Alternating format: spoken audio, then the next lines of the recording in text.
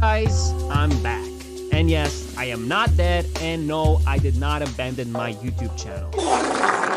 So, if you don't want to hear this intro, you can skip to this time skip so we can go back to the main video. But for my small, loyal viewers, guys, I'm back. Summer just started, video games are up in the air, crazy shit is going on around the world. I am back to my regular schedule, and guys, I have been very excited to make a video on this topic, and I'm making a very cool video, and I'm very excited for this video coming this Friday. It's gonna be a face reveal video. Hope you guys are gonna like it. I'm gonna talk about my journey through YouTube and becoming a gaming creator finally, because I have a big surprise for you guys. I can't wait to share it with you this Friday. I'm so excited, and thank you for sticking around with my YouTube channel, even though I'm a small creator. Thank you so much, guys. It really does mean a lot to me. The internet has been absolutely exploding about video game prices and how AAA games are getting expensive and they require modern software and more hardware to run the new games. Should you buy new games? The answer is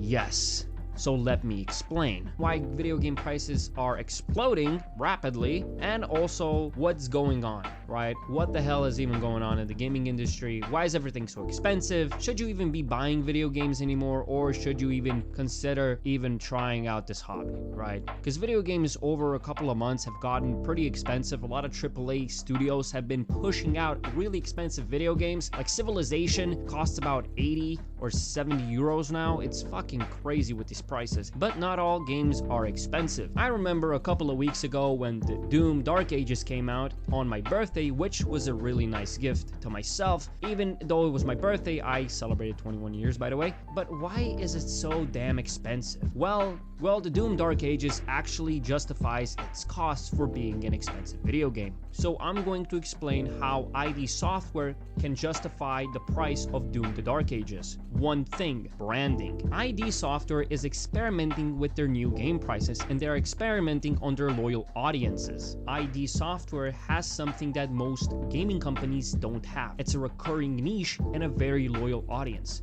and very rich history that they made games over the past, I don't know, 25 years. They were making the same game since 1995. If you make the same product for long enough, you're going to create a big loyal audience and a very niche down product, right? They've been making the Doom games since the 90s, and those kids who bought the Doom games in the 90s are going to buy new Doom games in 2025. Why? Again, it's branding, it's brand loyalty, right? ID Softwere is not going to betray its loyal audience just to make a few extra bucks. They understand their audience, and once you understand your own community, that supporting your video game, you're going to make a lot more money, and you're going to create brand loyalty. And before I go into a bigger rant, I'm going to share a little bit of history with this company. The company was founded in 1991. Now being 31 years old, it created the most memorable and revolutionary games that have ever came out. Wait, ID Softwere can price their games whatever they want because of customer loyalty, like I said before. And that's why they can charge people $110, because they have built their audience since 1991, and now that audience are middle-aged adults, they have a lot of more purchasing power. So ID Softwere can lose some customers who can't afford their games, new games. They double the profit because they understand customer satisfaction. They understand their audience. And by the way, this is a quick intermission. I'm not defending video game prices. I'm just explaining to you guys how this shit works, how their business models work, right? I'm not an economist. I just know a little bit about business. I run a business, a very small one on the side, and that's about it. Another great example is Nintendo. Now, a lot of people are gonna get mad at me, but again, I'm just explaining to you guys, all right? This is just my commentary on video game prices. I'm not defending this multi-billion-dollar companies, all right? This is just me explaining and commenting on a video game price. Quite a while ago, Nintendo announced its brand new Mario Kart game in the Nintendo Switch 2, which is awesome, but many people are not a fan of the price. The Mario game being $90 and the Nintendo Switch being $500 plus the scalpers, that's gonna cost you $1,500 right there, which is very expensive. Again, I'm not a big fan of the price, and I'm not defending this company, but why can Nintendo price these prices? Again, they have brand loyalty. Somebody somewhere in the world is always going to buy Nintendo Switch products, Nintendo products in general.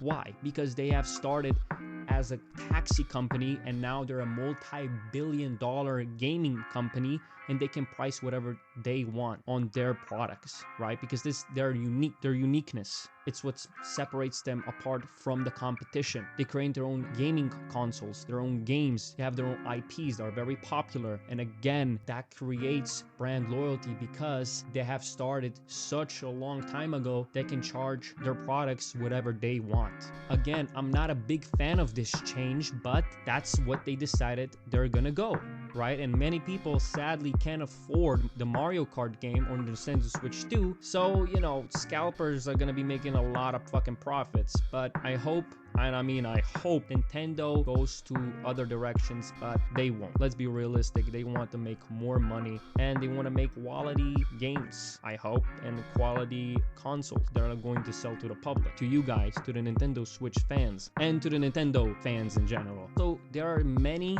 great affordable gaming studios that you can buy their games from. One of them being Arrowhead from Sweden. If you magically forgot who Arrowhead is, they're the guys who developed Helldivers 2. Helldivers 2 does not only cost 100, 90, or 60, or 50, or 40, it costs 35 bucks. To buy a game that's getting free updates and content every few weeks and months, it's one of the best games to buy right now. And with the new DLC coming out, it's one of the best video games on Steam to buy, and it's very affordable. Arrowhead has taken advantage of video game prices in live service games, and they realized, hey, 90% of live service games are trash and are free to play with microtransactions, and nobody wants that anymore. So they made a few changes. They said, hey, let's make something different. They didn't revolutionize the industry, but they realized that the price and the live service aspect and the game is community driven, and the devs are constantly reaching out and talking to the community of Helldivers 2. But throughout this video, you have seen me shown a AAA studio, now a medium-sized studio, and now I'm going to show you an indie game studio, how they are going to charge the prices they want. Now let's say you don't want to spend 100 or 35 bucks on a video game. Let's say you want a work of art, a video game that is made by a small team or just a person. Just buy an indie game. The max price that you're going to pay for an indie game is $20, to be honest. So yeah, go and play indie games. If you want to explore something new and creative, go ahead and buy an indie game. So yeah, this was my video on video game prices. I hope you enjoyed. I'll see you next time.